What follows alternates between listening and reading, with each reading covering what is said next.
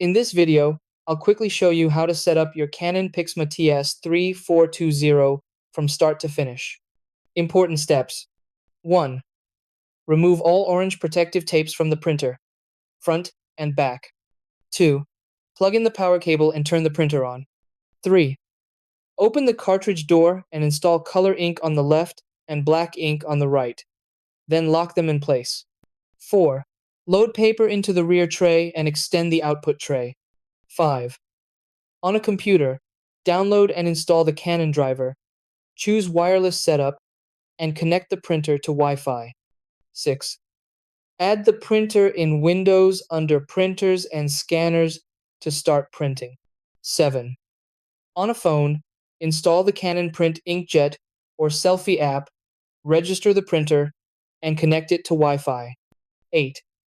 To scan or copy without a device, place the document on the scanner glass and press black or color